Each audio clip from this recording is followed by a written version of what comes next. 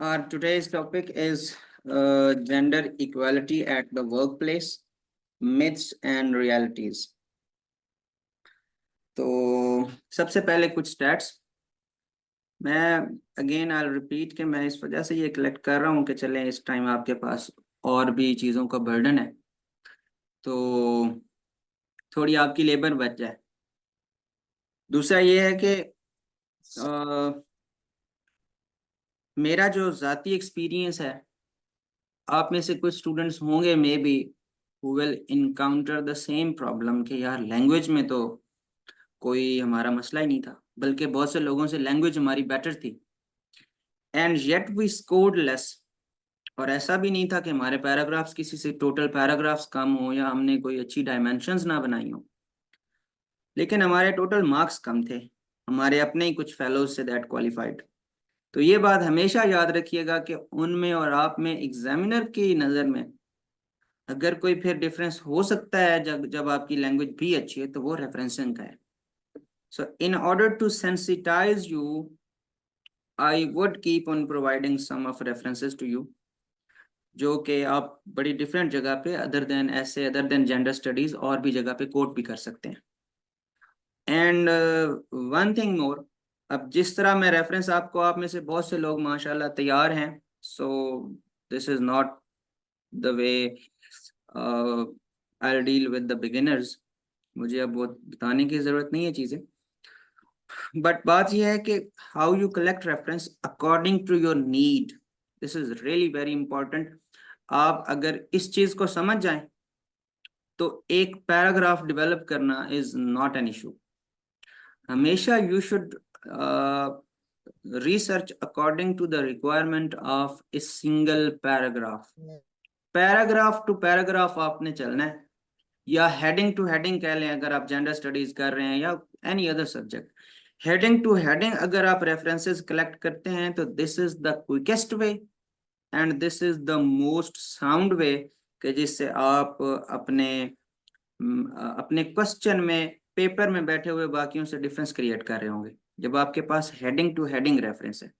और रिसर्च आप जब भी पढ़ते हैं तो बजाय आपके सामने एक 18 पेजेस का रिसर्च पेपर आ गया है, आपके पास 20 पेजेस का आ गया है, 10 आर्टिकल्स हैं, उनमें कंफ्यूज होने के बजाय आपका सबसे पहला टारगेट ये होना चाहिए कि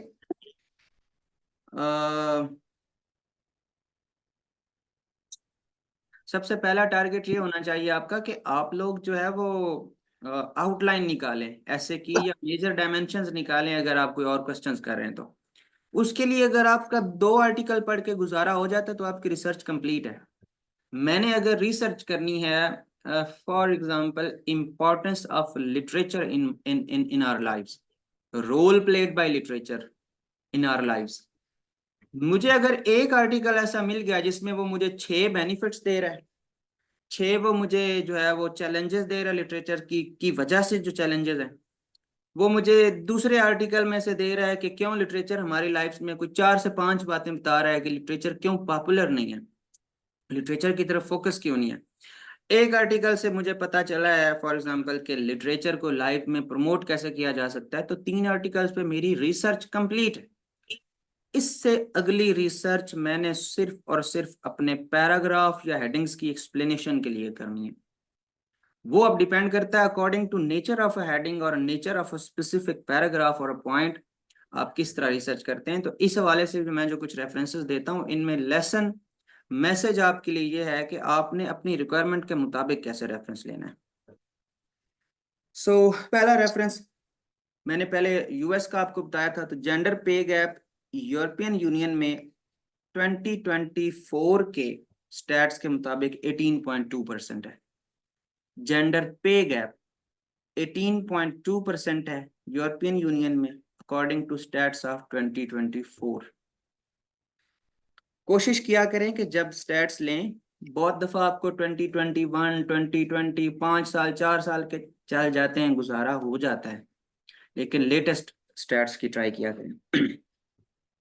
और मैं चूंकि ये स्टैट्स लेते हुए चाह रहा था कि सिर्फ US UK Europe in countries के अलावा कुछ साउथ एशिया से भी हमारे पास एग्जांपल्स हों, और हमारा जो नेबर है उससे दुश्मनी निकालने का एक बेहतर तरीका यह है कि वैसे तो हमसे बहुत ऊपर चले गए हैं। चलो कोई भी ऐसा एग्जांपल जहाँ में हम इंडिया को कोट कर सकें। साइलेंट माइक्स अपने साइलेंट पे लगाएं। तो इंडिया में वर्ल्ड इनइक्वालिटी रिपोर्ट 2022 के अकॉर्डिंग इंडिया में 82% of the labor in India is occupied by men, and 18% of the total earning from the labor is achieved by women. ये इंडिया का है। पाकिस्तान का रैंक जो ग्लोबल जेंडर इंडेक्स में है वो 145/146 है, माशाल्लाह। नीचे से हम सेकंड है। और 2020 पाकिस्तान ये इंडिया में 82% जो अर्निंग है फ्रॉम द लेबर मार्केट वो मर्द हजरात करते हैं, and the share of women in earning from the labour market is only 18%। And Pakistan ranks at 145th out of 146 countries. So नीचे से फ्रॉम बॉटम हम माशाल्लाह सेकंड है। 32% हमारे पास जेंडर पे गैप है। जो मुझे फिगर मिले इस पे करीबी तरीनी वो 2022 के मिले। 34% हमारे पास जेंडर पे गैप है इन पाकिस्तान। फिर ILO के फैक्ट्स के मुताबिक, इंटरनेशनल लेबर ऑर्गेनाइजेशन के फैक्ट्स के मुताबिक इन 2021 25% of the labour force in technology, जो विमेन की लेबर फोर्स है, out of total labor force employed in technology sector, women are only 25%. तो ये है, मतलब this is a stark reminder that women are under represented। जो असल में जहां पे हम अगर गेज करना था विमेन की एम्पावरमेंट को, तो वो तो फिर ऐसे सेक्टर्स में करना था। Excuse me.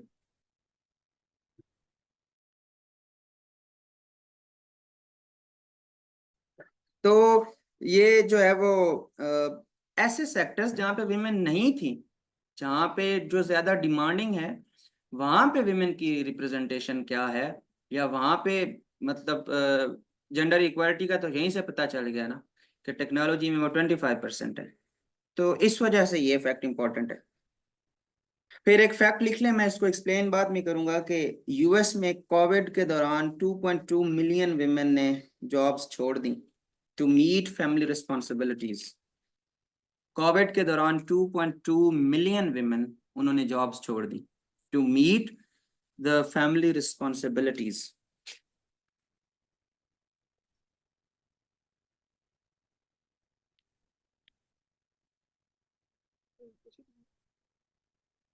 And women make only 8.2% of the CEOs in Fortune 500 companies। दुनिया की बड़ी कंपनीज हैं 500, जिनको फॉर्चून 500 कहा जाता है, उनकी जो CEOs हैं अकॉर्डिंग टू फैक्ट्स ऑफ 2023, खवातीन सिर्फ 8.2% CEOs हैं।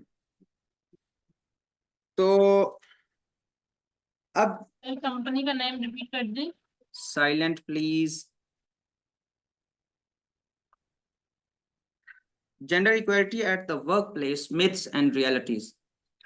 सबसे पहले जब आप लोग इस पे सर्च करेंगे तो आपको प्रोबेबली इस पे जो डाटा मिलेगा इस फॉर्म में भी मिल सकता है कि मिथ्स भी डिफाइन की हुई हों, रियलिटीज भी डिफाइन की हुई हों। तो स्टूडेंट के माइंड में ये कंफ्यूजन हो सकती है कि अब इस आउटलाइन को या इस क्वेश्चन को हम लेके चलें कैसे। मिथ्स अलग से बताएं, रियलिटीज अलग से बताएं। कुछ लोगों को ये कंफ्यूजन होगी कि जो मिथ होगी या वो मिथ होगी या रियलिटी होगी, एट अ टाइम एक चीज मिथ और रियलिटी कैसे हो सकती है। तो एक चीज को या मिथ कहना या रियलिटी कहना। तो जो चीज मुश्किल थी वो ये थी कि इनको एट अ टाइम डिस्क्राइब किया जाता कि मिथ क्या है रियलिटी क्या है, बजाय अलग अलग लिखने के। आप लोग चाहें तो आउटलाइन में बेशक मिथ्स अलग लिख दें, रियलिटीज अलग लिख दें। जो चीज जरा डिफिकल्ट थी वो इनको पैरेलल लेके चलना था, सो मैंने आउटलाइन उसके अकॉर्डिंग बनाई है। अली अख्तर, जेंडर इक्वालिटी का मतलब है वो तमाम चीजें जो एज ए ह्यूमन बोथ और ऑल जेंडर्स जिनके लिए एंटाइटल्ड हैं।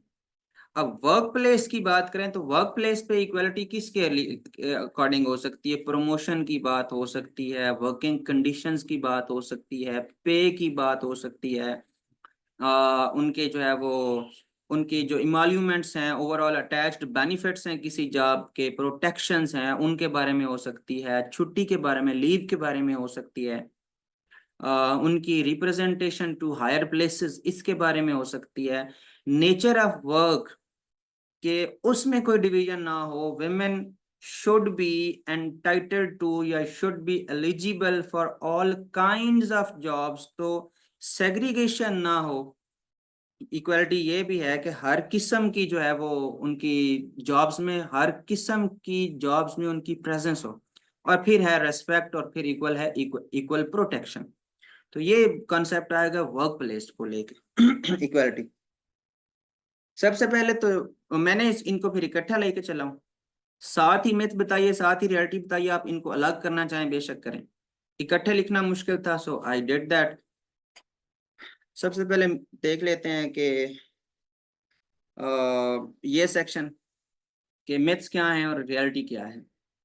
मतलब मिथ्स एंड रियलिटीज से ये कतन मतलब नहीं है कि लाजमी तौर पे मिथ्स अलग लिखी जाएं और रियलिटीज अलग लिखी जाएं। लिखना चाहें बेशक लिखें। इकट्ठे इस वजह से लिखा जा सकता है कि एट ए टाइम या कोई मिथ हो सकती है चीज, या कोई रियलिटी हो सकती है, इस वजह से इसको इकट्ठे लिखा जा सकता है। मैंने वो अपने लेक्चर्स में एक टॉपिक की डिकंस्ट्रक्शन करवाई थी कि जो एजुकेटेड पीपल हैं उन they are easy to lead but difficult to drive, easy to govern, इसी तरह एक और लफ्ज था। तो लीड और गवर्न का एक ही मतलब था। Excuse me.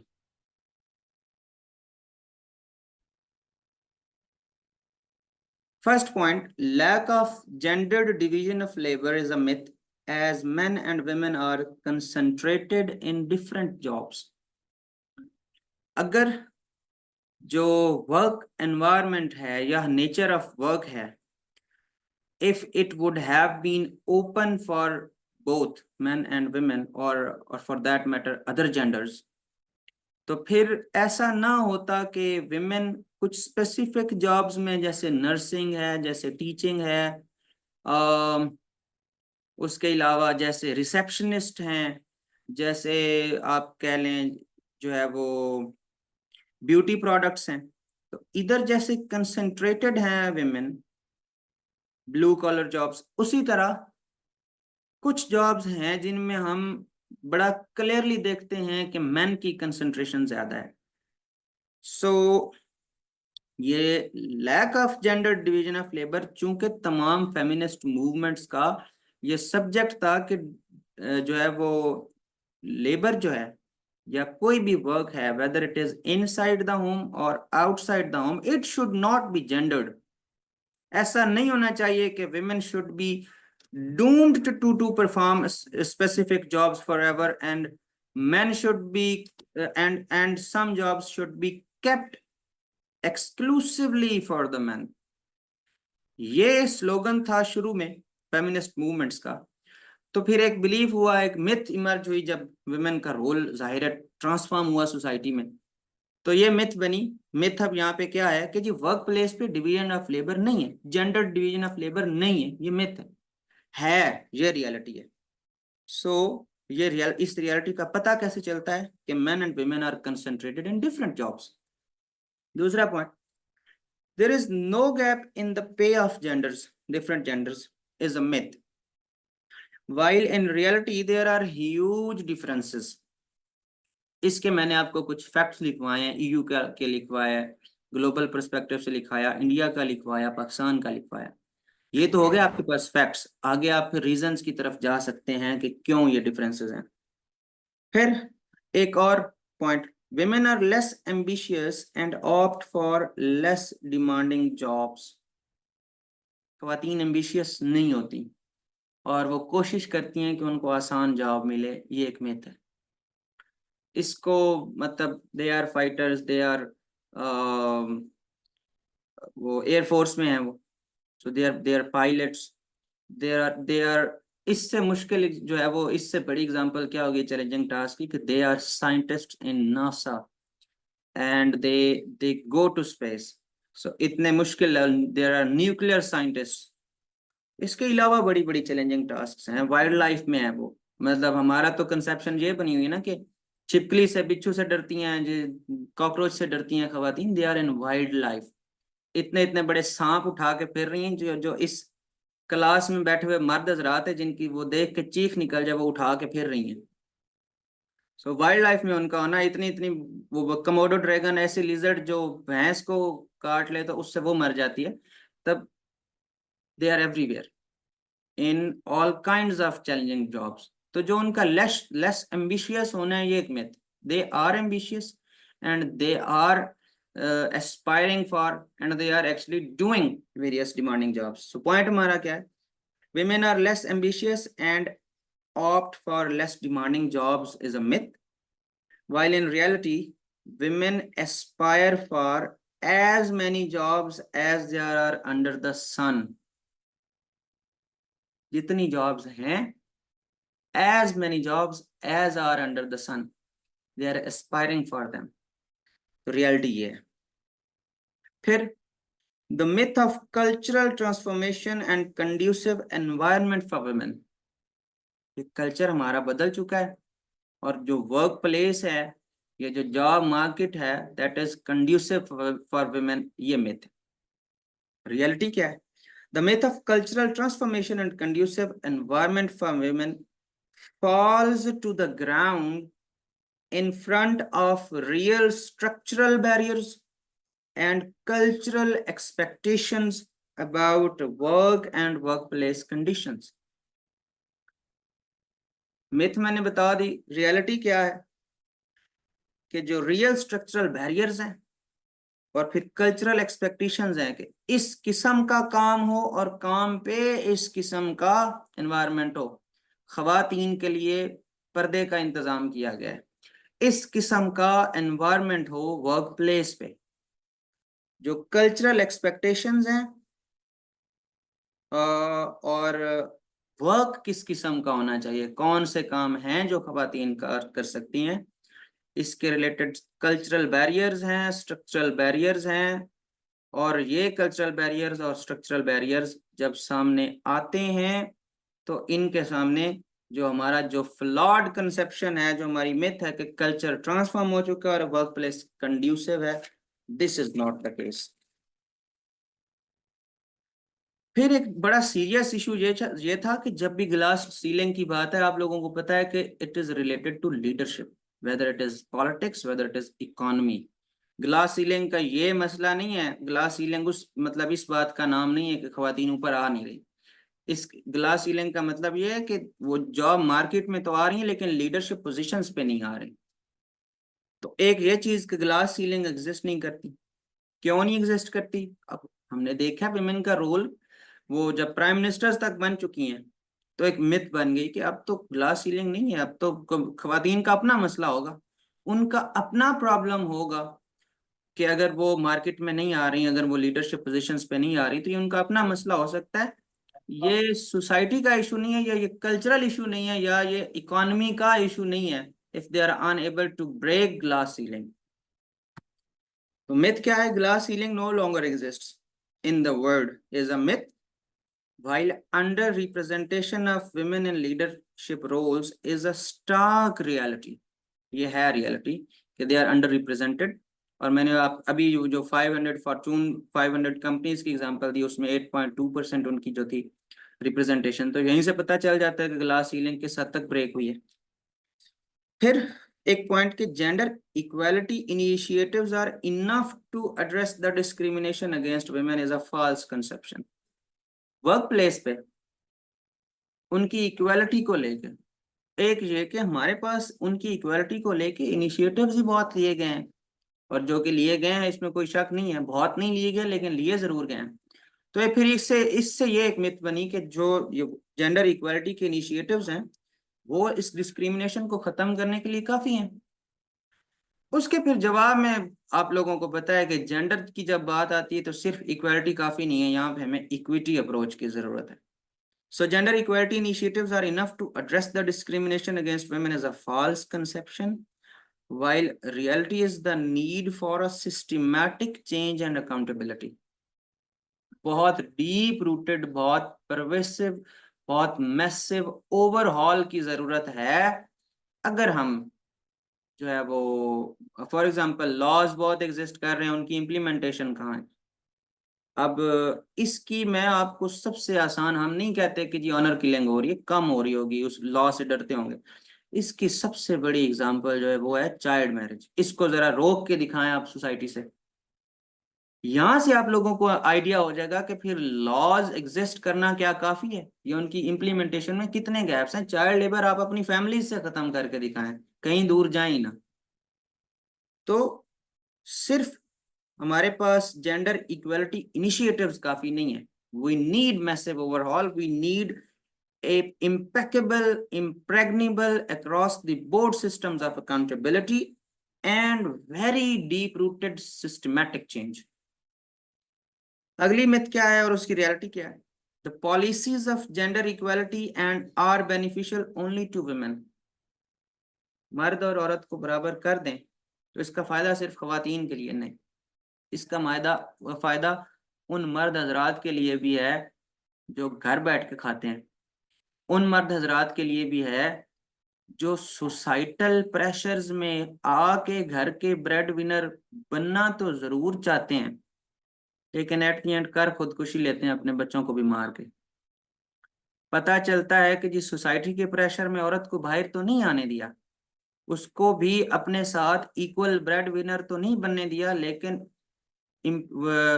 अर्निंग इतनी नहीं थी, इनकम इतनी नहीं थी कि जो 10 बच्चों की फौज लगाई हुई थी उसको जो है वो सस्टेन भी कर सके, तो खुदकुशी कर ली। को 5 को दरिया में फेंक दिया, कुछ जहर पिला दी, कभी खुद मर गए और उनको फिर दुनिया के रहमो करम पे छोड़ गए।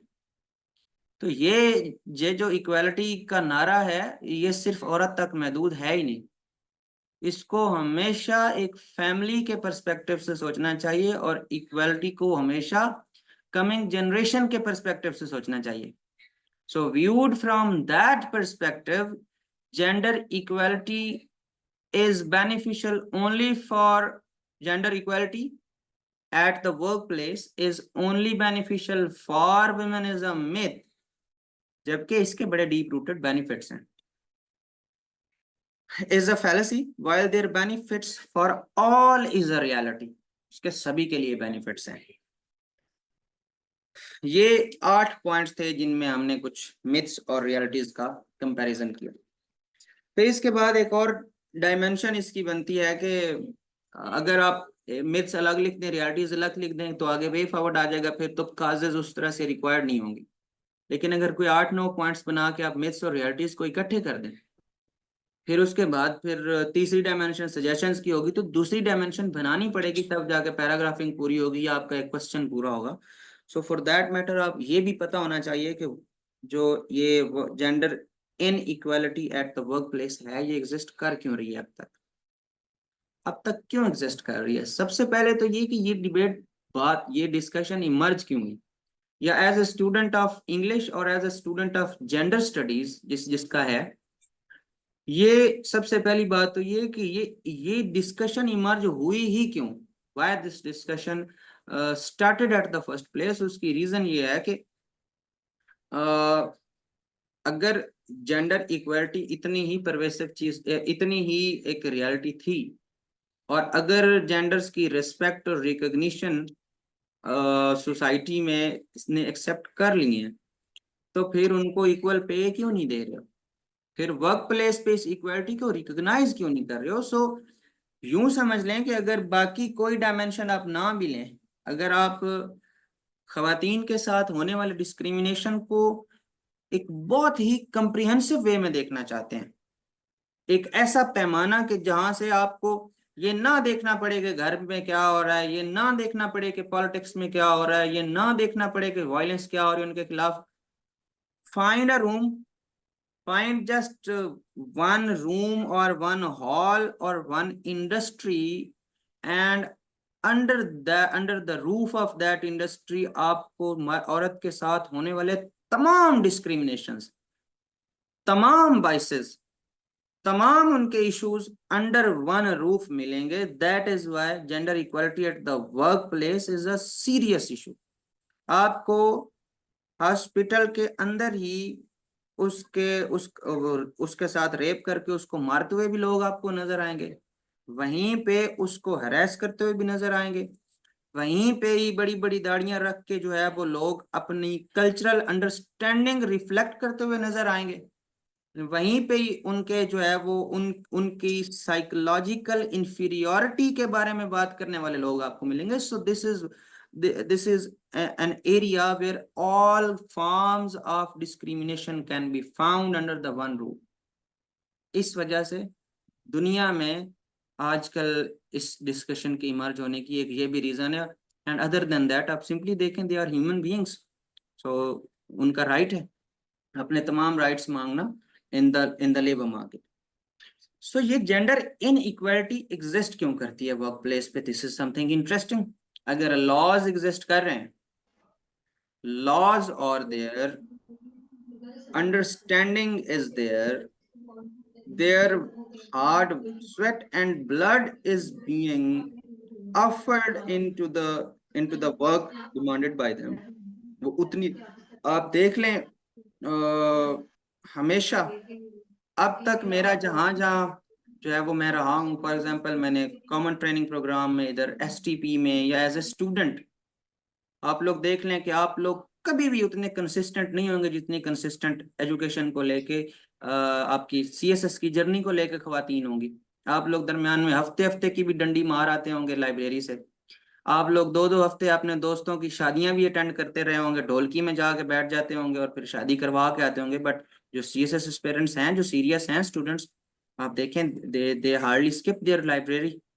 सो अगर आप जो है वो वर्क की बात कर रहे हैं, तो वो तो उसमें वो उतनी एफर्ट कर रही हैं, वो इक्वली इक्विप्ड भी हैं, इक्वली एजुकेटेड भी हैं। एसीसीए वो भी करके आ गई हैं, ऑडिट एंड अकाउंट की ट्रेनिंग वो भी करके आ गई हैं, असिस्टेंट कमिश्नर वो भी लग गई हैं, एएसपी वो भी लग गई हैं, आर्मी की ट्रेनिंग आपके साथ उन्होंने भी उतनी रनिंग की है, उतने पुशअप्स किए हैं।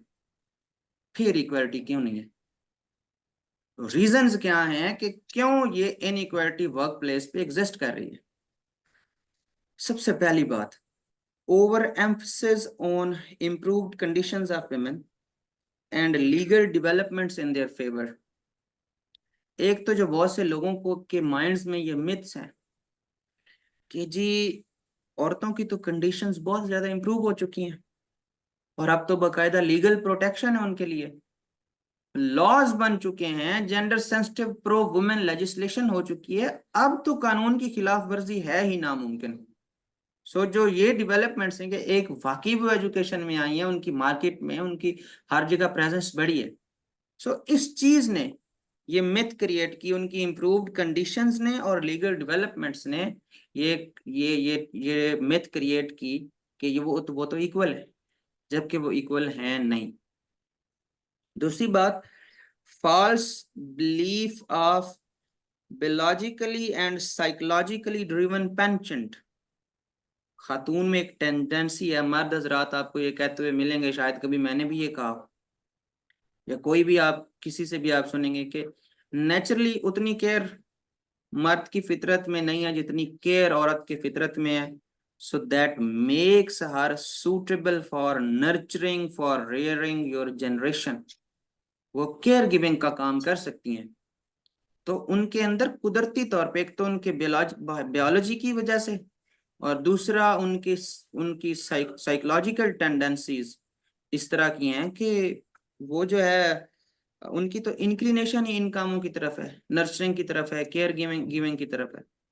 तो इस वजह से एक ये मिथ क्रिएट हुई है, या कि जो है वो उनको जरूरत ही नहीं है इक्वल की। ये इनइक्वालिटी एग्जिस्ट इस वजह से भी करती है एट द वर्क प्लेस कि हम कहते हैं कि उनकी मतलब इस इन अनइक्वालिटी से मुराद ये भी है ना कि सिर्फ पे की अनइक्वालिटी नहीं है, थोड़ी खवातीन क्यों काम कर रही हैं, यहाँ पे होगी ना अनइक्वालिटी के मर्द ज्यादा हैं खवातीन कम है मार्केट में, under representation. This kind of inequality exist करती इस वजह से कि आज भी मर्द ये सोचते हैं कि औरत बनी केयर गिविंग के लिए। जो हमारा फॉल्स बिलीफ है, false belief of biologically and psychologically driven penchant in women for less challenging jobs and inclination towards nurturing and caregiving. Less challenging jobs में उनकी अंडर रिप्रेजेंटेशन इस वजह से है कि जी वो तो चाहती नहीं है, उनके अंदर टेंडेंसी नहीं है ये। फिर lack of gender sensitive ethos, नहीं रहने दे वो।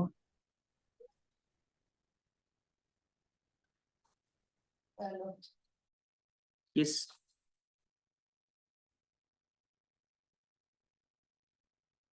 Lack of gender sensitive ethos work place पे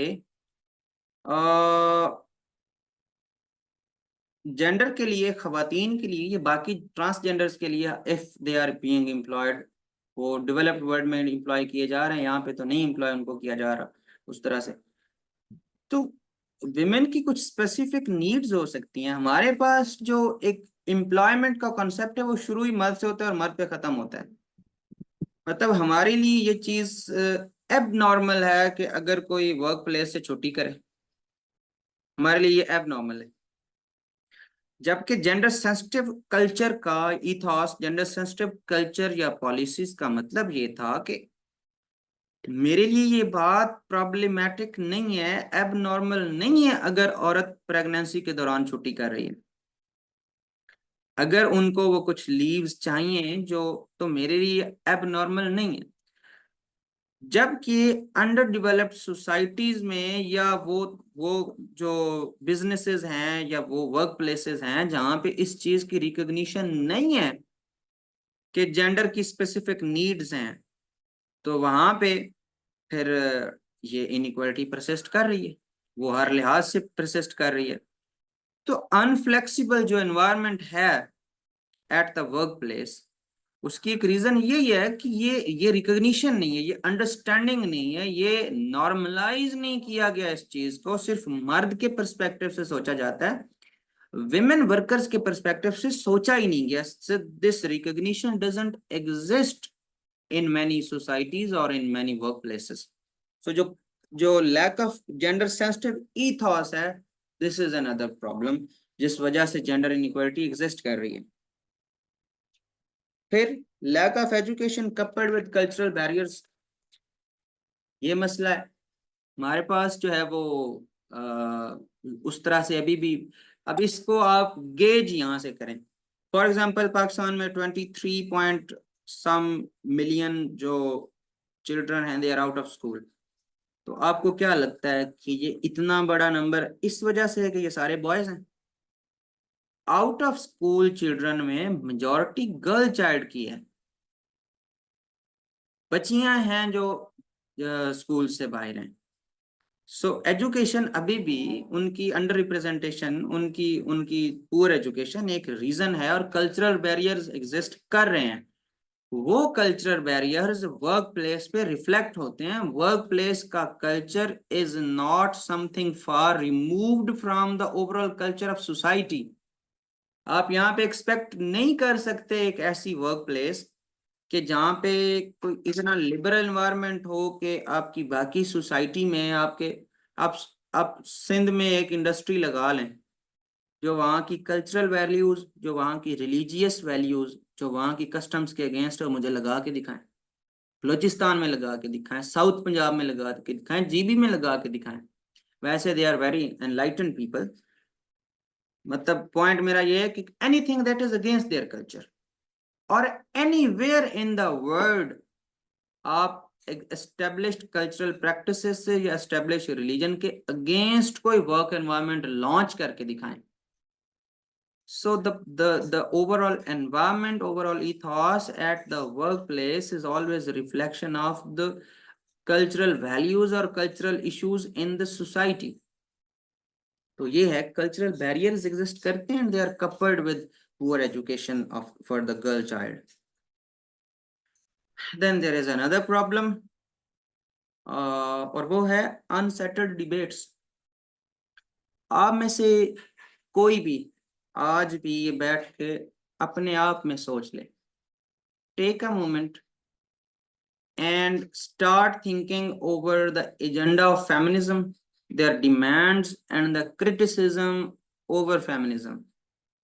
ना आप किसी इस नतीजे पे पहुंचेंगे कि ये क्रिटिसिज्म फेमिनिज्म के ऊपर जो किया जाता है ये ठीक है, या जो फेमिनिज्म की डिमांड्स हैं ये ठीक है। कौन सी डिमांड कितनी ठीक है, किस फैमिली के लिए ठीक है, किस फैमिली के लिए ठीक नहीं है। जेंडर इक्वालिटी का मतलब क्या है, इस इक्वालिटी की लिमिट्स क्या हैं। अगर इस्लाम ने फिर जेंडर्स को बराबर किया है तो औरत इमामत क्यों नहीं करवा सकती। अच्छा, इक्वालिटी नहीं है, कोई रोल्स हैं अलग, उन रोल्स वैसे एज ए ह्यूमन इक्वल हैं लेकिन रोल्स अलग हैं। तब there are many interpretations and इस चीज की जड़ तक पहुंचना और इसको हकीकत में समझना, सबसे ज्यादा जो कंफ्यूज्ड स्पिरिट्स हैं sometimes they are found in the ranks of feminist movement in itself. तो पीछे बंदा करे क्या, आपको समटाइम्स सबसे ज्यादा कंफ्यूज्ड फेमिनिस्ट नजर आएंगे और समटाइम्स आपको सबसे ज्यादा एनलाइटेंड एक इंतहाई फंडामेंटलिस्ट किस्म का मौलवी मिलेगा। And there are many diverse tendencies and experiences in the society. So ये जो अनसेटल्ड डिबेट है, औरत की इक्वलिटी है क्या, इक्वलिटी का मतलब क्या है, राइट्स क्या है, ड्यूटीज क्या है, इक्वलिटी नहीं है रोल है, हमारे कल्चर में क्या चीजें हैं नहीं है, फलां क्या है, कौन सा काम करना चाहिए, करना भी चाहिए या नहीं करना चाहिए। आपको बहुत पढ़े लिखे लोग इस तकलीफ का शिकार मिलेंगे कि यार I have a working wife और I believe in gender equality और I believe representation of women everywhere, लेकिन बच्चों का क्या कसूर है, फैमिली लाइफ तो डिसरप्ट हो गई है। जो आने वाली जनरेशन है उनके साथ तो वो लिंक बन ही नहीं चुका, एंड दिस बन ही नहीं सका, and this is just one issue और बहुत से इश्यूज हैं। तो वो जो फिर आपके जो ट्रेडिशनल थिंकिंग है जिसमें फैमिली को सोशल ऑर्डर और स्टेबिलिटी के लिए या इंस्टीट्यूशन ऑफ मैरिज को बहुत ज्यादा इंपॉर्टेंस दी जाती है, आपको लगता है कि यार this argument has some merit. तो ये जो कंफ्यूजन है, ये जो क्लैरिटी ऑफ माइंड है, ये सिर्फ एकेडमिक लेवल पे एग्जिस्ट नहीं करती, ये पॉलिसी लेवल पे भी एग्जिस्ट करती है, ये पार्लियामेंट में भी एग्जिस्ट करती है। And this conception is highly debatable and different people are of different opinions. सो एक ये रीजन है इस इनइक्वालिटी की कि unsettled debates and conceptual understanding, एक तो कुछ डिबेट्स और कुछ जो कंसेप्चुअल अंडरस्टैंडिंग है about rights and duties of women coupled with deep rooted patriarchy। Patriarchy में क्लैरिटी है सबको, वो अभी भी है। जहां पे पैट्रियार्की एग्जिस्ट करती है वो बहुत कंसेप्चुअल क्लैरिटी के साथ करती है।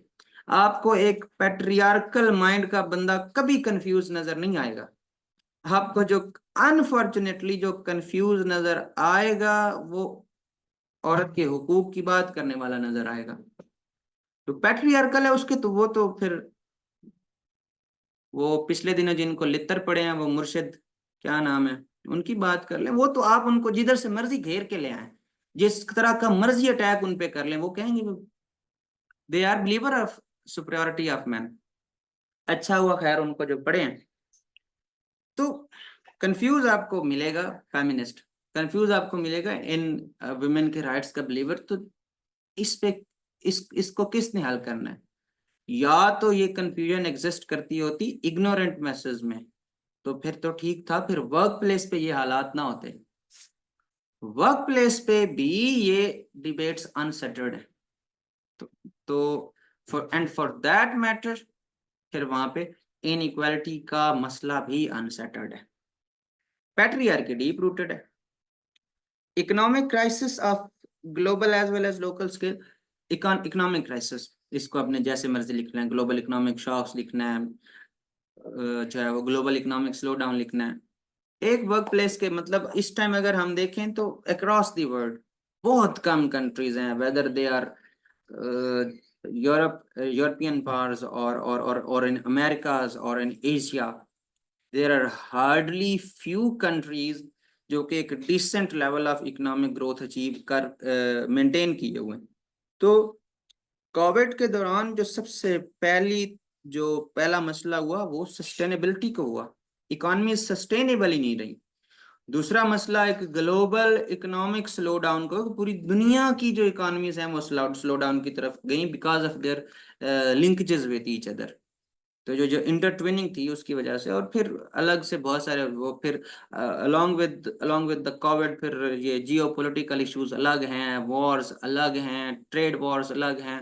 तो बहुत सारे मसले हैं। फिर ये जो डी डॉलराइजेशन और करेंसी के इश्यूज चल रहे हैं, देयर आर मल्टीपल इश्यूज। जब इकोनॉमिक क्राइसिस इतने चल रहे हैं, बहुत सारे कंट्रीज, खसूसी तौर पे पाकिस्तान, स्टैगफ्लेशन फेस कर रहे हैं। देयर इकोनॉमीज आर स्टैग्नेंट और इन्फ्लेशन हाई है। तो the inflation and stagnant economic growth have become interlocking systems, और एक विशियस सर्कल चल पड़ा है। तो वहां पे कितनी एक एम्प्लॉयमेंट थे, या मतलब उनके कंसर्न्स हैं, उनके अपने कंस्ट्रेंट्स हैं।